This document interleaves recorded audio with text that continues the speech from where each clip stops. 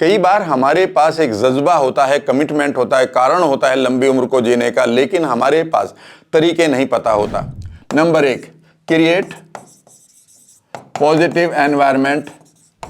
आप सुबह उठते हैं और थके रहते हैं तो ये बीमारी भी अभी आप ठीक कर सकते हैं। इसके आपको डायबिटीज है और वो भी टाइप 2, तो इसको आप ठीक कर सकते हैं। अकेले कोई भी योगदान नहीं है बीमार पड़ने में जब तक कि आप अपनी आदतों और अपने माइंड को इन्वॉल्व नहीं करेंगे। हेपेटाइटिस 2 भी और ओबेसिटी भी, पेन भी, ऑटो इम्यून भी और डिप्रेशन भी, तो इससे जितने भी बैड बैक्टीरिया हैं उनकी कॉलोनी में कमी आनी शुरू हो जाएगी। लेकिन इसका मतलब ये नहीं है कि वो एक दिन में ठीक हो जाएंगे। इनके लिए दूध और दूध के प्रोडक्ट बहुत बढ़िया चीज़ है, तो इनको दूध को छोड़ दीजिएगा थोड़े दिन के लिए। दूध के हेपेटाइटिस 2 भी और ओबेसिटी भी, पेन भी, ऑटो इम्यून भी और डिप्रेशन भी अब मैंने इंक्लूड कर लिया। ये जो नेगेटिव बैक्टीरिया हैं इनके लिए सबसे बड़ा दुश्मन है आपका, यानी कि इनके लिए आपने नेगेटिव बैक्टीरिया क्रिएट कर दिया। लेकिन इनको अगर आप साफ भी करना चाहते हैं तो आप एक काम और भी करें।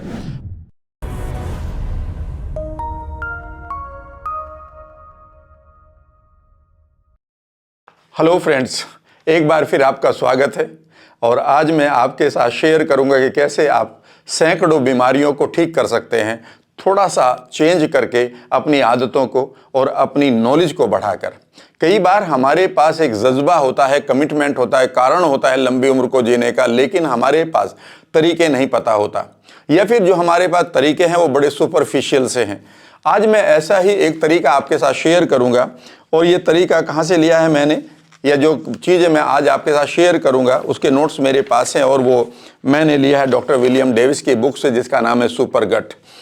सुपर गट एक बहुत ही पॉपुलर बुक है जिसने हमें बताया है कि कैसे आप अपने माइंड और गट को ठीक करते हुए अपनी बीमारियों से पीछा छुड़ा सकते हैं। अब सवाल उठता है कि कौन सी बीमारियों से पीछा छुड़ा सकते हैं। इससे पहले कि मैं इस वीडियो को शुरू करूं, मैं उन बीमारियों के नाम आपको बता देता हूं जो बीमारियां आप एक छोटे से चेंज करने से अपनी आदतों को और आप अपने कह सकते हैं कि कमिटमेंट को पूरा करते हुए कितनी बड़ी बड़ी बीमारियों से पीछा छुड़ा सकते हैं। उसमें से पहली बीमारी का नाम है टाइप 2 डिजीज, डायबिटीज।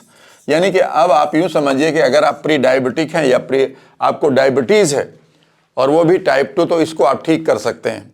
तो मैं यहाँ पर क्या आप सोच रहे होंगे कि मैं यहाँ पर टाइप 2 डिजीज डायबिटीज पढ़ा रहा हूँ? बिल्कुल नहीं।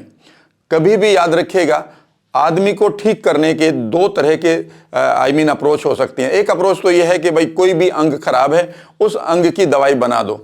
यह तो एक मशीनीकरण हो गया हमारे शरीर का कि हम मशीन की तरह ट्रीट कर रहे हैं। ये 1970 के बाद ये पूरा का पूरा कॉन्सेप्ट खत्म हो गया, जब ये पता चला कि हमारे बॉडी का अकेले कोई भी योगदान नहीं है बीमार पड़ने में जब तक कि आप अपनी आदतों और अपने माइंड को इन्वॉल्व नहीं करेंगे, अपने नर्वस सिस्टम को इन्वॉल्व नहीं करेंगे। इसलिए अगर आप ये मानते हैं कि मैं डायबिटीज 2 की बात कर रहा हूं तो बिल्कुल नहीं, क्योंकि अगली बीमारी इसमें ओबेसिटी भी है। यानी कि अब आप अपनी ओबेसिटी यानी कि मोटापे को भी ठीक कर सकते हैं। तीसरी चीज़ है फाइब्रोमाइल्जिया, यानी कि अगर आपकी बॉडी में पेन रहता है, आप ये कह रहे हैं कि जी बहुत ज़्यादा फटीग है और पेन रहता है, फटीग भी लिख लीजिएगा यहाँ पर। आप सुबह उठते हैं और थके रहते हैं तो ये बीमारी भी अभी आप ठीक कर सकते हैं। इसके बाद मैं एक पेज पलटता हूँ, बहुत सारी बीमारियां हैं, क्योंकि तभी आपको लगेगा कि ये वीडियो कितनी इंपॉर्टेंट है और कितना साधारण सा इसका समाधान आपके लिए हो सकता है। इसके बाद इन्होंने लिखा है इरिटेबल बाउल सिंड्रोम्स, यानी कि जो आपका पेट खराब होता है, बहुत सारे उसमें। उसके बाद आप कह सकते हैं कि इसमें अल्सरेटिव कोलाइटिस भी है। इसके बाद ऑटो इम्यून डिजीज है। ऑटो इम्यून आप समझते हैं कि कभी आपके बाल गिर रहे हैं तो कभी आपका थायराइड खराब हो रहा है, थायराइड से ग्लैंड्स खराब हो रही है, ऑटो इम्यून डिसऑर्डर। या फिर आप ये कह रहे हैं कि आपको सोराइसिस हो रही है या रूमेटॉइड अर्थराइटिस हो रही है, जिसको आप गठिया बाय कहते हैं, ये बीमारी भी आपको हो सकती है। या फिर आप कह रहे हैं कि डायबिटीज 1 है, यानी कि यहाँ पर डायबिटीज 1 भी इसमें ऑटो इम्यून में ही आती है। डायबिटीज टाइप 1 जब आपकी इंसुलिन बननी बंद हो जाती है, यानी कि आपके जो पैनक्रियाज की बीटा सेल्स हैं उन्हें आपकी बॉडी मारने लगते हैं। या फिर SLE है, यानी कि अंदर के सिस्टम पर ही आपका अटैक होने लगता है आपकी इम्यूनिटी का, और आप ये बहुत खतरनाक चीज़ है। इसके अलावा इन्होंने लिखा डिप्रेशन। अगर आपके पास कोई डिप्रेशन है या आप डिप्रेशन में रेगुलरली जा रहे हैं तो आज इस वीडियो को जरूर देखिएगा। यानी कि डायबिटीज 2 भी और ओबेसिटी भी, पेन भी, ऑटो इम्यून भी और डिप्रेशन भी अब मैंने इंक्लूड कर लिया। इसमें डिप्रेशन के साथ एंग्जाइटी भी लिखी है, भैया एंग्जाइटी भी लिख लीजिएगा। ये भी ठीक हो जाएगी। तो अगर आपको एंग्जाइटी है तो वो भी ठीक हो जाएगी। उसके बाद आपका फैटी लीवर है, फैटी लीवर भी अगर आपको है तो ये एक ही झटके में यानी कि एक ही अप्रोच से ठीक हो सकता है। इसके बाद आप ये कैसे देखते हैं कि कोलोरेक्टल कैंसर है, एक तरह का कैंसर भी ठीक हो जाएगा, यानी कि ठीक है ना। आपका मूड अगर ख़राब रहता है बहुत ज़्यादा, मूड अगर आपका ख़राब रहता है, ख़राब को हिंदी में लिख देता हूँ, तो ये भी ठीक हो जाएगा, ठीक है ना। और इसके अलावा जो सबसे इम्पोर्टेंट चीज़ जो मैं अब लिखने जा रहा हूँ उस पर आप चौंक जाएंगे, उसे मैं डिफरेंट कलर से लिखता हूँ। जितनी भी न्यूरोडेजेनरेटिव डिजीज़ हैं जिसमें आप कह सकते हैं कि डिमेंशिया है, डिमेंशिया का मतलब है कि आप भूलने लगते हैं एक टाइम के बाद, या फिर आप ये कहें कि पार्किंसन है, पार्किंसन डिजीज़, इसके बारे में आप पढ़ लीजिएगा, बहुत सारी बहुत डरावनी है।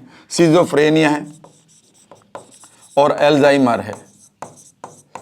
ये सारी बीमारियां भी आप इनसे बच सकते हैं, अगर हो गई है तो अब ही आप अपने डॉक्टर के पास जाइएगा। अगर इनमें से कोई भी बीमारी है और आपका इलाज चल रहा है तो पहले मेरा डिस्क्लेमर ये है कि आप अपने डॉक्टर, अपने चिकित्सक, अपने आयुर्वेदाचार्य या अपने हीलर से हमेशा कांटेक्ट बनाए रखें। मैं तो आपको जानकारी दे रहा हूं जो इस किताब में मैंने पढ़ी है, और ये मेरा फ़र्ज बनता है कि इस किताब की जानकारी मैं यहाँ से देना शुरू कर दूँ। और इसमें मैं पेज नंबर 169 पर जा रहा हूँ। इसके बाद थोड़ी देर बाद जो चीज़ें मैं आपके साथ शेयर करूंगा, 169 पर इसका समाधान है, तो मैंने ये पेज मोड़ दिया है। अभी मैं कुछ चीज़ें बताता हूं कि इन्होंने यहाँ पर क्या बताया है। बुक मेरे हाथ में रहेगी, आप इसको बढ़िया तरीके से सुनते रहिएगा। ये इन सब बीमारियों का कारण है आपके पास इन्फ्लेमेशन, ठीक है ना। इन्फ्लेमेशन इसका कारण है, और इन्फ्लेमेशन का कारण क्या है ये भी देख लीजिएगा। इन्फ्लेमेशन का कारण यह है कि ये आप हैं, ठीक है ना, और ये आपकी बॉडी है, और यहाँ पर आपका गट है, पेट है, पेट, ठीक है ना। पेट को मान लेते हैं ऐसे, और पेट के बाद ये छोटी आंतें हैं, स्मॉल इंटेस्टाइन है, और स्मॉल इंटेस्टाइन में ये इसके बाद ये बड़ी आंत शुरू हो जाती है, और उसके बाद ये निष्कासन आपके पास एलिमिनेशन पार्ट है। और यहाँ पर आपके पास बेकार के यहाँ पर बहुत सारे बैक्टीरिया हैं। तो हम गुड गट की जब बात कर रहे हैं तो नेचुरली आज फिर हम बैक्टीरिया की बात करेंगे, और ये बैक्टीरिया यहाँ पर भरे पड़े हैं, और ये इनका जो संबंध है या इनका जो पॉपुलेशन है वो 80-20 का है। 80-20 यानी कि आपके 80% जो गट बैक्टीरिया हैं वो पॉजिटिव हैं, वो फ्रेंडली हैं, और जो 20% है वो आपके नॉन फ्रेंडली हैं। और ये नॉन फ्रेंडली जो बैक्टीरिया हैं ये हमारे लिए कोई नुकसान नहीं करते, क्योंकि जब तक ये 80% है, ध्यान से सुनिएगा, जब तक ये 80% हैं ये कोई प्रॉब्लम क्रिएट नहीं करेंगे, ये शांत रहेंगे, इनकी कम्युनिटी शांत रहेगी। लेकिन जैसे ही आप इसको कमज़ोर करते हैं और ये मान लेते हैं 70% रह गए, तो और ये इस पॉपुलेशन का 30% हो गए, तो अब ये धीरे धीरे इनको ओवर पावर करना शुरू कर देंगे।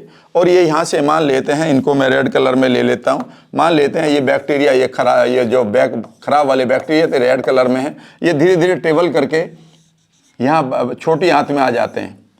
तो ये पहले ट्रेवल नहीं करते, नहीं, पहले जब तक ये 80-20 है ये ट्रेवल नहीं करेंगे, क्योंकि इनको 80% रोक लेंगे, और यहाँ पर आकर ये अपनी कॉलोनी बसा लेंगे। और इस कॉलोनी का नाम आप कह सकते हैं कि इसको हम कहते हैं स्मॉल, इसे हम कहते हैं स्मॉल इंटेस्टाइनल बैक्टीरियल ओवरग्रोथ, यानी कि होना चाहिए तो नेगेटिव बैक्टीरियल ओवरग्रोथ है। और यहाँ पर गड़बड़ ये होती है कि ये जो बैक्टीरिया हैं जो बैड वाले हैं ये अपने आप कह सकते हैं कि अपना प्रोडक्ट निकालते हैं, या फिर इनको यूँ कहिए कि जब ये मरने लगते हैं या एक टाइम के बाद मरते हैं तो जो इनकी डेड बॉडी है उसे हम LPS कहते हैं। और LPS बेसिकली इनको हम एंडोटॉक्सिन्स भी कहते हैं, एंडोटॉक्सिन्स।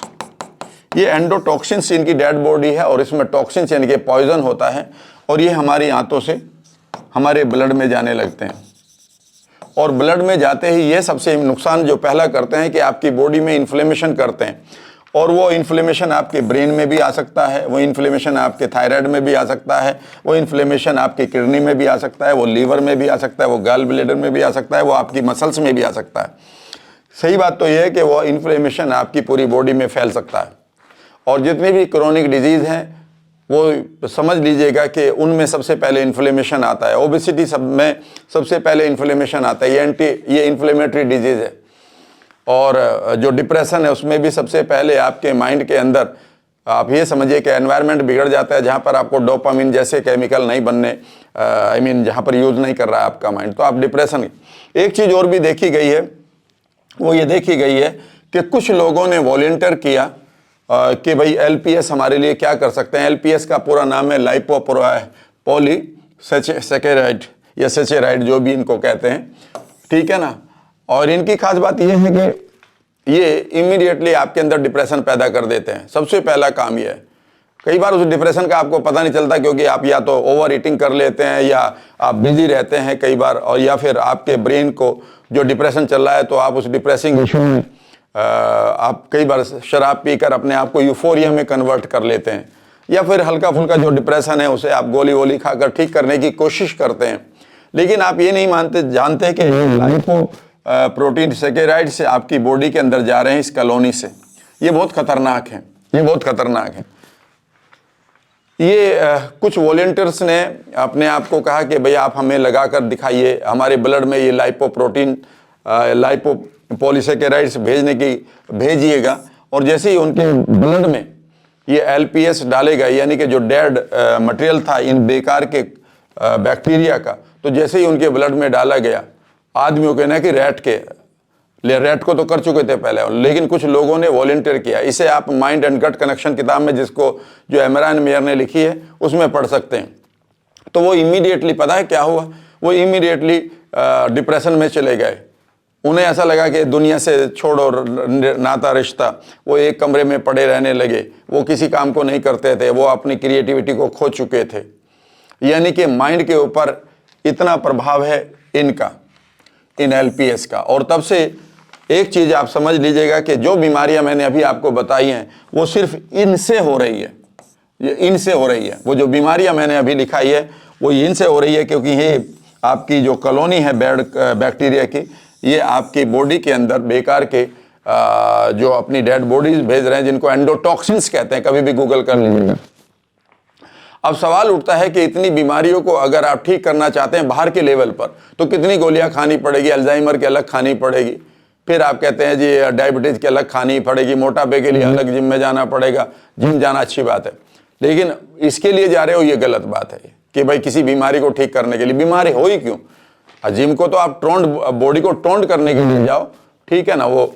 या फिर आप ये कह रहे हैं कि जी बॉडी के पेन हो रहा है तो आप एंटी इन्फ्लेमेटरी या फिर एनाल्जेसिक टैबलेट लेना शुरू कर दें। इतनी सारी बीमारियों का एक रीज़न, एक ये भी तो सोल्यूशन हो सकता है कि हम इस हाथ को ही ठीक कर लें यहाँ से, यस और नो। और अगर इन चीज़ों को आप ठीक करना चाहते हैं तो अब मैं इसी किताब के कुछ एक पॉइंट आपको दूंगा, इसी किताब से दूंगा, ठीक है ना, जो भी मैंने पढ़ा है। अगर आप अपने इस को ठीक करना चाहते हैं इन सब बीमारियों को, तो आपको जो small intestinal bacterial over growth हो रही है,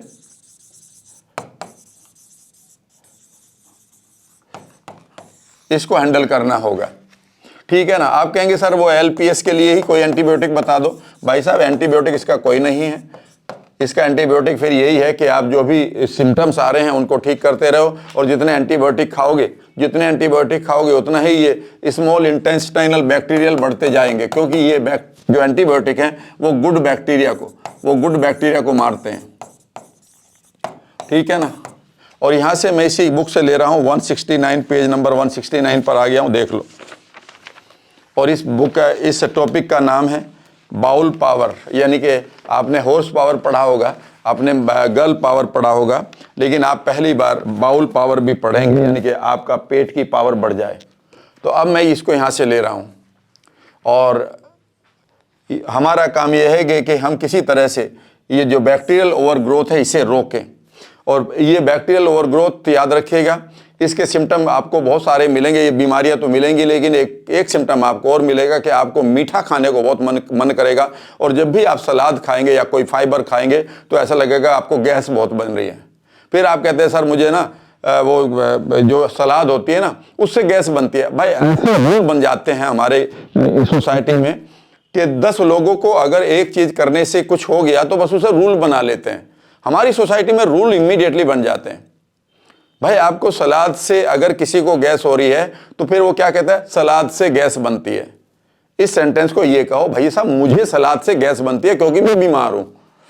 लेकिन वो क्या करेगा, वो सबके लिए एक रूल बना देगा।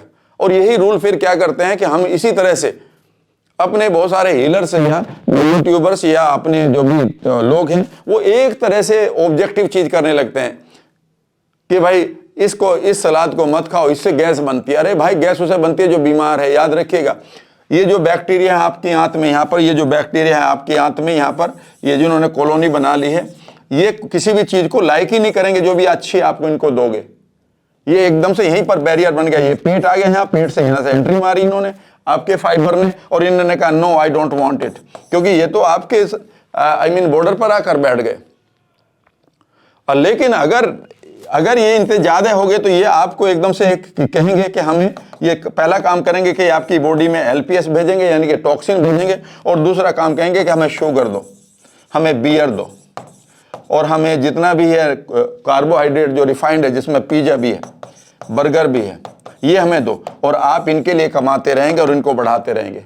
लेकिन जैसे ही आप कोई फ्रूट खाएंगे, जैसे कोई आप सलाद खाएंगे, जैसे कोई आप भी फाइबर लेंगे जो आपकी बॉडी के लिए जरूरी है, ये एकदम से कहेंगे नो, और ये क्या करेंगे, आपको गैस बना देंगे। और आप कहेंगे सलाद से, फ्रूट से गैस बनती है। भैया इसको ठीक कर लो, आपको गैस बनती है, स्वस्थ आदमी को गैस नहीं बनती। और गैस बनना नेचुरल प्रोसेस है, लेकिन वो गैस जो है आपकी पॉजिटिव है, उसको चाहिए, बीमारी वाली गैस को नहीं आप। अब सवाल उठता है कि इसको कैसे ठीक करें। पहली बात यहां पर लिख लीजिएगा, नंबर 1, पॉजिटिव एनवायरनमेंट क्रिएट, इसे बढ़िया तरीके से लिख देता हूं आपके लिए। नंबर 1, क्रिएट पॉजिटिव एनवायरनमेंट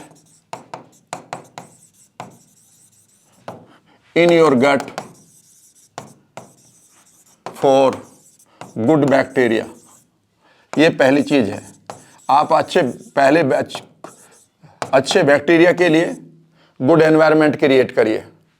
वो कैसे होगा वो मैं बता रहा हूं अभी, ठीक है। तो इसका मतलब है कि जो उनकी पॉपुलेशन घटती जा रही है उन्हें बढ़ाइए, उनकी स्पीसीज को बढ़ाइए, उनके डाइवर्सिटी बढ़ाइए, वो प्रोलिफरेट करना शुरू करें। दूसरी चीज है, ताकि इससे क्या होगा, ताकि good bacteria increase, so that good bacteria increase हो जाए। जब वो इंक्रीज होंगे तो वो आपके बेकार के बैक्टीरिया को बड़ी छोटी आंत में ट्रेवल नहीं करने देंगे।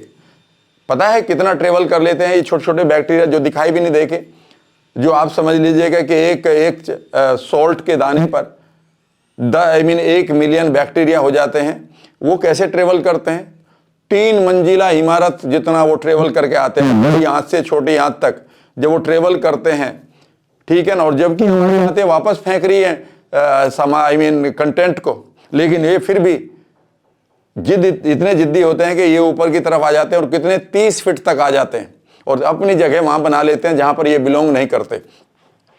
ये है गुड बैक्टीरिया की इंक्रीज करने का। दूसरा है, लिखिएगा, दूसरा, create negative environment for bad bacteria. तीसरा लिखिएगा, काम योर माइंड। आप अपने माइंड को काम करें, क्योंकि माइंड का कनेक्शन इनके साथ है। चौथा लिखेगा, give your gut quality recovery time. कैसे देंगे ये बताएंगे अभी, ठीक है ना। ये 4 चीजें करनी है। तो अब सवाल उठता है कि गुड बैक्टीरिया के लिए एनवायरनमेंट कैसे क्रिएट करें। अब मैं यहां रख देता हूं। पहली चीज यहां पर याद रखेगा, जब भी आप इन बैड बैक्टीरिया के लिए एक नेगेटिव एनवायरनमेंट क्रिएट करना, ये आ गया, ये सेकंड वाले पर ले लेते हैं पहले। तो create the negative environment for bad bacteria. सबसे बढ़िया चीज मैं आज आपको बता रहा हूं। इनके लिए सबसे बैड एनवायरनमेंट है कि आप शुगर छोड़ दें। शुगर को कम से कम करें। शुगर आपके लिए नहीं बनी है। बॉडी को जितनी शुगर चाहिए वो आपकी बॉडी बनाना जानती है। आपकी दालों में है, आपकी रोटी में है, आपके फ्रूट्स में है, आपके नट्स में, आपके सीड में है। जितना भी कार्बोहाइड्रेट है वो सिंपल शुगर में ही कन्वर्ट करती है बॉडी, जितनी उसको जरूरत है। आप इस शुगर को इसलिए खा रहे हैं कि आपकी जीभ को कंट्रोल कर लिया गया है। ब्लिस पॉइंट होता है एक, यानी कि जब हम टेस्ट के ऊपर मरने लगते हैं तो हमारी जो फूड बनाने वाली कंपनियां हैं वो ब्लिस पॉइंट को क्रिएट कर देती हैं, जबकि एक फ्रूट में ये ब्लिस पॉइंट नहीं तो होता। कई बार आप देखेंगे कि एक पर्टिकुलर पिज्जा को, एक पर्टिकुलर बर्गर को या नूडल्स को खाकर आपको ऐसा मन करता है कुछ और, थोड़ा और खा लें, थोड़ा और खा लें, थोड़ा और खा लें। यानी कि आपके ये जो सेल्स टेस्ट बड है ये और ज़्यादा मांगने लगते हैं। लेकिन ये चीज़ कभी फ्रूट के साथ नहीं होती। आप कितना भी फ्रूट खा लें फिर भी मन करेगा अब कुछ खा लेते हैं, रोटी वगैरह, क्योंकि उन्होंने आपकी जीभ को कभी भी कंट्रोल नहीं किया। वो आपको न्यूट्रिशन दे रहे हैं, जबकि दूसरा खाना आपको 0 न्यूट्रिशन दे रहा है, लेकिन उन्होंने आपकी टेस्ट बड को कंट्रोल कर लिया। इसे हम ब्लिस पॉइंट कहते हैं, कभी पढ़ लीजिएगा। एनीवे, अब आप सवाल उठता है कि पहला काम है कि जब भी आप शुगर छोड़ते हैं तो ये एनवायरनमेंट नेगेटिव हो जाता है। दूसरा, ये जो नेगेटिव बैक्टीरिया हैं इनके लिए सबसे बड़ा दुश्मन है आपका फाइबर, जिसको आप प्रीबायोटिक कहते हैं। तो फाइबर खूब खाएं। शुरू में ये धीरे धीरे फाइबर को रिजेक्ट करेंगे, लेकिन आप फाइबर को छोड़े मत। गैस तो अभी भी आपका पेट फूल ही रहा है। जब तक ये बैक्टीरिया रहेंगे तब तक तो आपकी बॉडी के अंदर कितना नुकसान ये कर रहे हैं, कितना इन्फ्लेमेशन पहुंचा रहे हैं, कितना ये कैंसर की तरफ ले जा रहे हैं, कितना डायबिटीज, कितना मोटापा, कितना हेडेक, कितना बॉडी पेन की तरफ ले जा रहे हैं, ये तो आपने देख लिया। तो अब आपसे डरे नहीं। सो आप अपना प्रीबायोटिक लें। प्रीबायोटिक बनाने के बहुत सारे तरीके हैं। आप कच्चे आलू को का शेक बना सकते हैं, ऐसे ही क्रश कर सकते हैं, वो बहुत अच्छा प्रीबायोटिक होता है। यानी कि वो चीज़ें जो आपके पेट में नहीं पचती और वो आपके छोटी हाथ में भी नहीं पचती, तो ये उनका दुश्मन है। यानी कि हमारा जो प्रीबायोटिक है वो दुश्मन है इन बैड बैक्टीरिया का। पहला काम तो शुगर छोड़ें और प्रीबायोटिक लें। छिलके खूब खाएं, जो भी आप फ्रूट्स के छिलके हैं, जो भी आपके लिए पॉसिबल है। आज एप्पल का छिलका खूब खाइए, आप सीड्स खाइए, नट्स खाइए। ये उनमें जितना भी प्रीबायोटिक है इनके लिए वो नुकसानदायक है। यानी कि इनके लिए आपने नेगेटिव बैक्टीरिया क्रिएट कर दिया। लेकिन इनको अगर आप साफ भी करना चाहते हैं तो आप एक काम और भी करें। वो काम ये है कि आप जो आपके पास हल्दी है, हल्दी में एक तत्व मिलता है, उसका है नाम है करक्यूमिन। करक्यूमिन नाम का जो हमारे पास एक तत्व है जो हल्दी में मिलता है, वो याद रखिएगा 100% आपका बाहर आ जाता है। वो हमारी बॉडी डाइजेस्ट नहीं करती है, लेकिन कमाल की बात यह है कि फिर भी वो हमारी बॉडी के पेन को ठीक कर देता है। कई बार आपने देखा है ना कि भाई हम दूध पीते हैं तो हल्दी का दूध पीते हैं। मैं यहाँ दूध की बात नहीं कर रहा हूँ। दूध इनके लिए बहुत बढ़िया चीज़ है। इन एनवायरमेंट जो नेगेटिव बैक्टीरिया है इनके लिए दूध और दूध के प्रोडक्ट बहुत बढ़िया चीज़ है। तो इनको दूध को छोड़ दीजिएगा थोड़े दिन के लिए। दूध क्यों छोड़ें? अगर आप इस वीडियो को भी देखना चाहते हैं तो मेरी आप वीडियोज़ में जाइए यूट्यूब चैनल पर, अगर पहली बार आए हैं तो, ठीक है ना। तो यहाँ पर जो करक्यूमिन है हल्दी का, वो 100% हमारी बॉडी से बाहर आ जाता है। वो कोई काम नुकसान नहीं, वो कोई हमारी बॉडी के अंदर नहीं जाता। फिर वो पेन ठीक कैसे कर लेता है? डू यू नो वो पेन कैसे ठीक कर लेता है? वो बेस और या फिर हमारी बॉडी का इन्फ्लेमेशन कैसे ठीक कर लेता है? तो हजारों बीमारियों में ये काम आती है। तो हमारे खाने में हल्दी ऐसे ही नहीं मिलाई जाती, उसका एक बहुत बड़ा रोल है। वो पीली करने के लिए नहीं मिलाई जाती, क्योंकि वहाँ पर बहुत सारे एंडोटॉक्सिन्स हो सकते हैं। याद रखिएगा, जितने भी हमारे बैड बैक्टीरिया हैं आंतों में और या बैड फंगस है, उनके लिए करक्यूमिन जो है दुश्मन है। यानी कि आप हल्दी की चाय पी सकते हैं, गर्म पानी में हल्दी हल्का सा डालकर पी सकते हैं, लेकिन इसमें किताब में ये लिखा है कि इसे लंबे समय तक लेने से कोई नुकसान है या नहीं है, ये इनको नहीं पता। तो इन्होंने कहा कि लंबे समय तक ना लें, फिर भी आप 5-7 दिन ले सकते हैं, ठीक है ना। आप हरी हल्दी को आप कह सकते हैं कि उसकी चाय बनाइए और चाय बनाकर सिप करिए, तो इससे जितने भी बैड बैक्टीरिया हैं उनकी कॉलोनी में कमी आनी शुरू हो जाएगी। लेकिन इसका मतलब ये नहीं है कि वो एक दिन में ठीक हो जाएंगे। जितने भी हमारी हर्ब्स है उनका इफेक्ट बहुत मोडेस्ट होता है, समझ गए। तो पहला काम ये करिएगा कि आपने इनके लिए नेगेटिव बैक्टीरिया दे दिया है, नेगेटिव एनवायरनमेंट। दूसरा काम हम यहाँ ले लेते हैं, create the positive environment for your good bacteria. अब यहाँ पर क्या है कि आपको एक ऐसा प्रोडक्ट चाहिए, आपको ऐसा खाना चाहिए जो हमारे इन गुड बैक्टीरिया की पॉपुलेशन को बढ़ाए। तो पॉपुलेशन प्रोबायोटिक भी पढ़ा देते हैं, लेकिन हमारी किचन में कुछ चीजें हैं जिनको इन्होंने नाम लिया, मैं फिर लिख देता हूं आपके लिए। तो 169 पेज पर आ जाता हूं और देखिएगा क्या क्या उन्होंने बताया। बहुत ही बढ़िया चीज बताई है, आप चौंक जाएंगे कि भाई कितनी चीजें हम अपने खाने में बढ़िया कर सकते हैं। और इन्होंने कहा है कि आपके खाने में, आपके किचन में दालचीनी है, दालचीनी, तो इन्होंने कहा दालचीनी का प्रयोग करिए। और दालचीनी तो चाय वाय में डालते भी हैं, लेकिन दूध वाली चाय मत पिया करो। ओरेगेनो यानी कि जिसको अजवाइन कहते हैं, क्लोव जिसको आप लौंग कहते हैं, जिंजर जिसको आप अदरक कहते हैं, ठीक है ना, पेपरमिंट जिसको आप पुदीना कहते हैं, इन सब को आप यूज करें। और जैसे ही आप इनको यूज करते हैं तो आपका जो पॉजिटिव बैक्टीरिया है लैक्टोबैसिलस, वो इमीडिएटली बढ़ना शुरू हो जाता है। ये उनका फूड है। तो आप गरम मसाले खाएं या ना खाएं, क्योंकि गरम मसालों से कई बार आपको, लेकिन उनमें ये जो चीज़ है, जो आपके घर में ये चीज़ें रखी हुई हैं, इनका प्रयोग करें। कैसे करें, कितना करें, इसके लिए देखिए हर एक आदमी का अलग अलग होगा डाइट, लेकिन आप थोड़ा थोड़ा चाय के रूप में गर्म पानी में कभी डाल के 1 दिन 2 दिन में पी लें तो इनका कोई नुकसान नहीं है, और ये आपके बैक्टीरिया के लिए बहुत ही बढ़िया चीज़ है। तो 2 चीज़ मैंने अब तक कर दी है। हाँ, इसको पॉजिटिव करने के लिए आपको एक चीज़ और भी है कि आपको प्रोबायोटिक लेने चाहिए।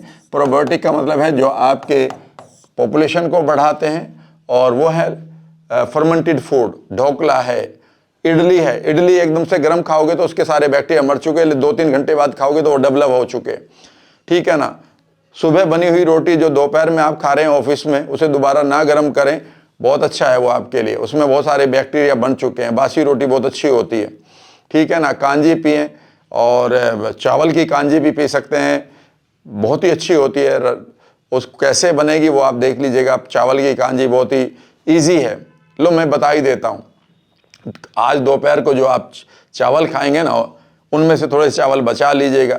शाम को उसमें पानी भरकर एक कटोरे में, ठीक है ना, एक पॉट में या एक बर्तन में चावल रखकर, जो भी है आपके पास 1-2 चम्मच या 1 चमचा चावल बचे हुए हैं, उसमें पानी डालो, उसे ढक दो, अगले दिन वो खा लो। यहाँ पर लोग कहेंगे इसमें छोंक लगाओ, इसमें नमक डालो, इसमें नींबू डालो। अरे भाई, टेस्ट के लिए सब कुछ क्यों कर रहे हो? बैक्टीरिया के लिए कर रहे हो। ये इनके गुड बैक्टीरिया को जाने दो ना। सर टेस्ट कैसा लगेगा? काहे को परेशान हो रहे टेस्ट के लिए? एक बार 1 चम्मच मुंह में डाल के हल्का सा चबा के आप अंदर करो इसको, बैक्टीरिया अपनी पॉपुलेशन बढ़ा लेंगे, ठीक है ना। उसके बाद है काम योर माइंड। आप अपने दिमाग में से जितने भी पेनफुल मेमोरी हटाएं, उन्हें हटा सकते हैं। उसके लिए मेरी वर्कशॉप्स आपके लिए हैं। इस समय आप कह सकते हैं कि आपके लिए मैं एक 2 घंटे की वर्कशॉप फ्री दे रहा हूं, जिसमें आप how to awaken the god of miracle, visualisation कैसे करें, अपने पोटेंशियल को कैसे निकालें, इमेजिनेशन की, वो सब है। उसका लिंक मैं आपके इसमें दे देता हूं, क्या कहते हैं, डिस्क्रिप्शन बॉक्स में।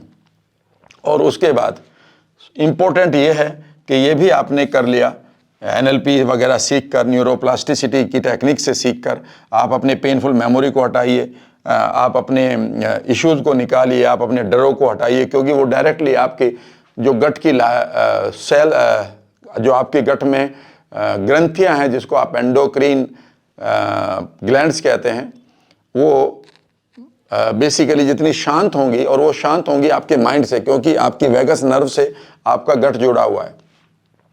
और 5वीं नेक्स्ट चीज़ है, give your gut quality recovery time. आप अपने गट को क्वालिटी रिकवरी टाइम दें। यानी कि इसका मतलब है कि आप इंटरमिटेंट फास्टिंग ज़रूर करें। इंटरमिटेंट फास्टिंग के ऊपर भी मेरी वीडियो है, देख लीजिएगा।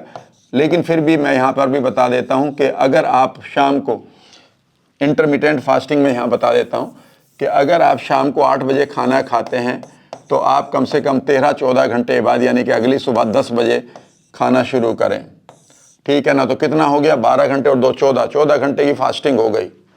इतने में आप कुछ ना खाएं। आप कहेंगे सर सुबह की चाय? बिल्कुल नहीं, गर्म पानी पी लो, ठीक है ना। सिगरेट बिल्कुल नहीं, स्मोकिंग बिल्कुल नहीं। जब आप क्या कहते हैं, जब टॉयलेट जाते हैं स्मोकिंग करते हैं, बिल्कुल मत कर लीजिएगा, खतरनाक है। क्योंकि वो आपके स्मोकिंग जो है आपके ब्रेन के उन सेंटर्स को एक्टिवेट करता है जो खाने से होते हैं। तो आपका पेट एकदम से ये मानता है खाना आ गया है, ठीक है, और वो अननेसेसरीली एसिड निकालता है। उस एसिड की जो एक टेम्पटेशन होती है, उससे कई बार आपको लगता है कि उससे मेरा पेट साफ हो रहा है। कहीं ना चाय में पेट साफ करने का कोई तत्व है इमीडिएटली, और ना ही आपके स्मोकिंग में। फिर भी आप गर्म पानी पी सकते हैं, वो भी आपका सिर्फ एक प्लेसिबो ही है, उसका कोई रोल नहीं है आपके पेट के साफ करने से। सिर्फ इतना सा है कि वो एक सेंसेशन को क्रिएट करता है। जब हमारे पेट में कोई भी सामान जाता है तो हमारी बड़ी आंतें ये मान लेती हैं, ये रियल है, बड़ी आंतें मान लेती हैं कि ऊपर से कुछ खाना आ रहा है, अब हमें खाली करना होगा। तो वो जो लास्ट का पार्ट है उसे वो खाली करने के लिए तैयार हो जाते हैं और माइंड उसको रिलीव कर देता है। आप मेरी कॉन्स्टिपेशन वाली वीडियो को देख लीजिएगा। धीरे धीरे इसे आप बढ़ाइएगा। अगली बार 1 हफ्ते के बाद आपको लग रहा है कि आप कर लेंगे तो इसे 10:30 कर दीजिएगा, और उसके बाद धीरे धीरे इसे 11 बजे तक कर दीजिएगा। 11 बजे के बाद आप ले सकते हैं कि 11 बजे तक आप कुछ नहीं खा रहे हैं, वहाँ पर ज़्यादा आप पानी पी रहे हैं, थोड़ा सा जूस ले सकते हैं फ्रेश फ्रूट्स का। और इस तरह से आप देखेंगे 8 से 8, 12 और 3, 15 घंटे का आपने अपनी गट को पूरी तरह से क्वालिटी रिकवरी टाइम दे दिया। ये वो टाइम है जब आपके जो बैक्टीरिया हैं, नेगेटिव बैक्टीरिया हैं, वो तड़प तड़प के मर रहे होंगे, और मरने भी चाहिए ना।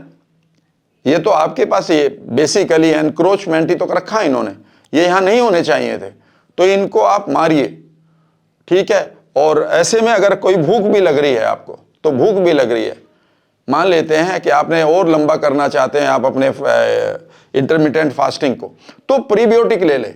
प्रीबायोटिक का मतलब एक ऐसा फूड ले लें जिससे आपको लगेगा कि पेट भर रहा है और आपको भूख नहीं लगेगी। फॉर एग्जांपल 2 चम्मच उस समय आप अकेसिया पाउडर ले सकते हैं। अकेसिया पाउडर बबूल का जो गम होता है उसका पाउडर होता है, बेस्ट है वो।